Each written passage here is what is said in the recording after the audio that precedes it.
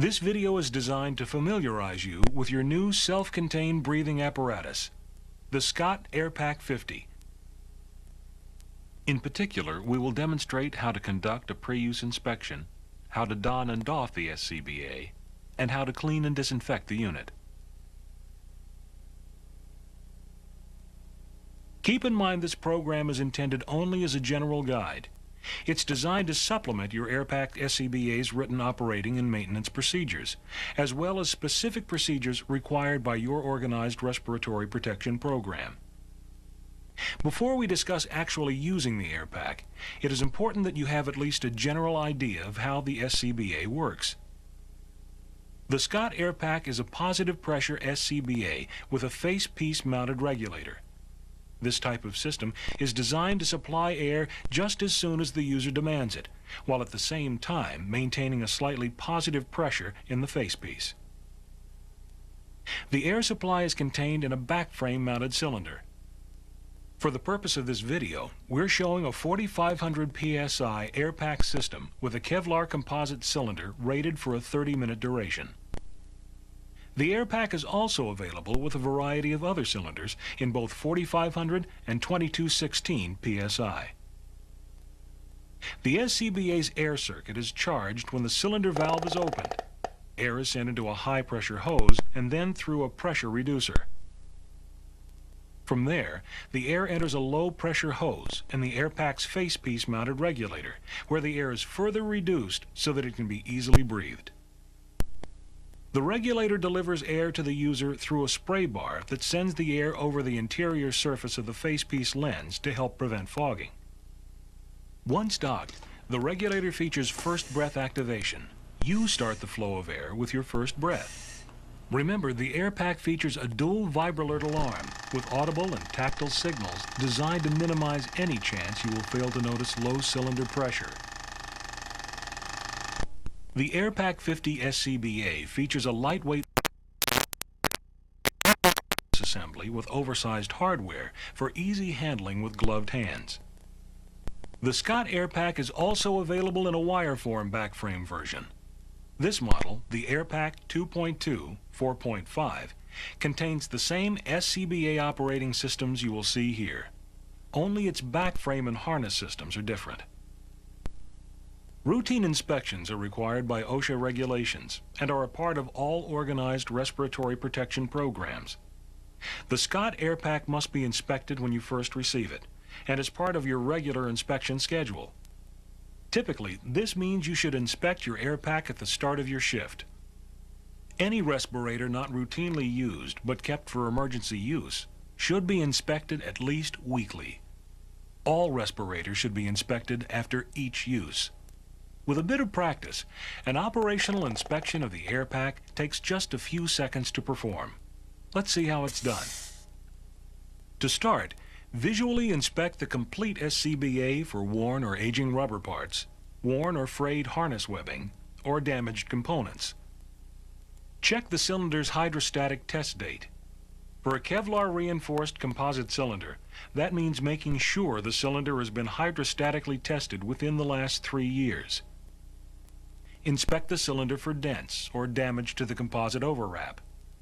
Cylinders which show damage or exposure to high heat or flame, paint turned brown or black, charred or missing decals, melted gauge lenses, or distorted elastomeric bumpers, should be removed from service and drained of compressed air. Check the cylinder pressure gauge to make sure it's full. If it's not full, replace the cylinder with one that is fully charged.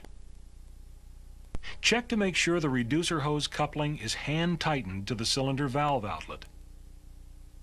Next, make sure the regulator's purge valve, the red knob, is closed with its pointer turned to 12 o'clock.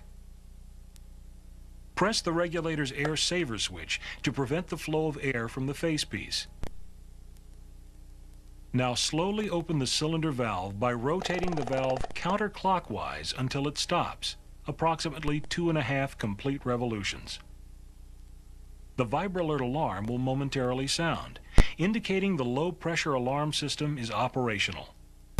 Check the remote gauge to again verify you have a fully charged cylinder. Don the facepiece or hold it to your face to effect a secure seal. Inhale sharply to automatically start the flow of air. Breathe normally to be sure the regulator is operating properly. Then remove the facepiece and air should flow freely. Stop the airflow by pressing the regulator's air saver switch.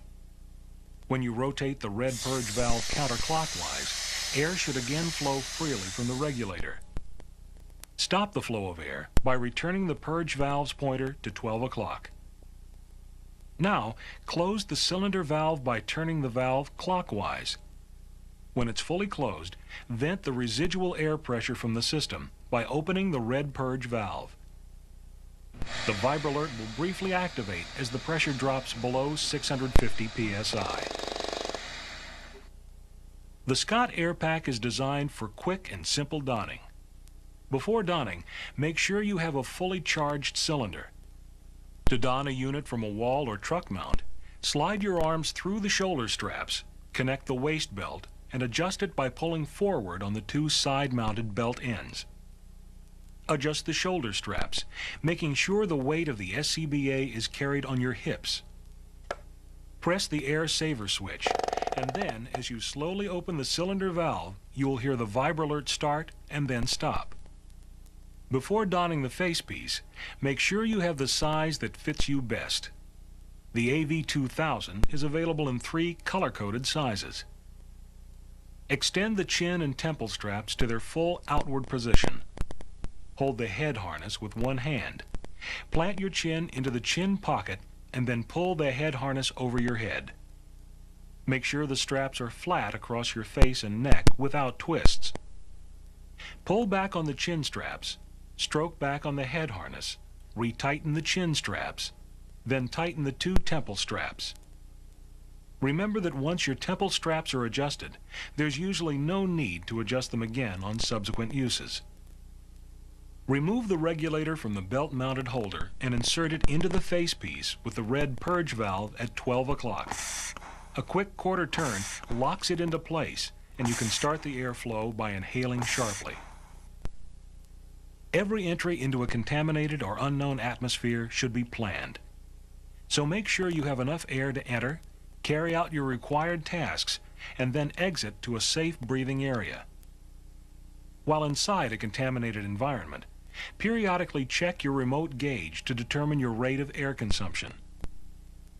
If the VibraLert low pressure alarm activates, immediately return to a safe breathing area and determine the cause of the alarm. The VibraLert is designed to alert the user to low pressure by means of a dual alarm, an audible signal and a gentle vibration of the facepiece. VibraLert will activate when all but 20 to 25% of the cylinder's total capacity is depleted, or when the pressure reducing system is in an emergency backup mode. You can recognize an emergency mode if your remote gauge shows you have more than 25% of the cylinder's total capacity. To doff the SCBA, first leave the contaminated area, making sure respiratory protection is no longer required. Pull back on the regulator's thumb latch, press down on the air saver switch, and rotate the regulator so the red purge knob is at 12 o'clock. Then doff the facepiece by loosening the chin straps and lifting the facepiece away from your face and over your head. If the SCBA is not going to be used for a period of time, close the cylinder valve and release the residual air in the system by opening the red purge valve. The cylinder can be changed once the cylinder valve is closed and the system's residual pressure is released. First, unthread the hose coupling from the cylinder valve. Loosen the cylinder's Kevlar retaining strap by pushing up on the link mechanism and then pulling it open. Press in the hook latch and carefully lift the cylinder from the retaining hook. Slide a fully charged cylinder under the strap. Engage the cylinder hanger bracket and press back on the latching retainer. Align the hose coupling to the cylinder valve and hand tighten the coupling by turning it clockwise. After using the SCBA, visually inspect the respirator for any damage that may have occurred to the cylinder, harness webbing, or other parts. A damaged SCBA should be tagged and removed from service for repair. If the respirator is suitable for continued use, it should be carefully cleaned. You should refer to your AirPak's operation and maintenance instructions for complete cleaning and disinfecting procedures. If you want to disinfect the facepiece, you can use a disinfectant solution made with 2 tablespoons of chlorine bleach in 1 gallon of water. 2 other disinfecting solutions are described in the operation and maintenance instructions. After cleaning the facepiece, make sure the nose cup is properly seated inside the facepiece. It is not necessary to remove the nose cup to clean or disinfect the facepiece. To disinfect the regulator, you should carefully follow the printed instructions available to you. Briefly, this procedure calls for agitating the regulator while it is partially submerged in a disinfecting solution. The partially submerged regulator is then suspended in the solution for 10 minutes. It is then rinsed in warm water and allowed to dry. It's important you read and understand the operating and maintenance instructions which come with your AirPak and carefully follow your instructor's training.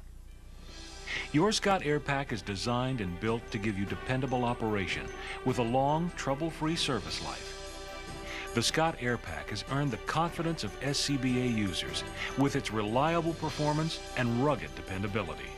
Scott is committed to continuing this innovative technological leadership.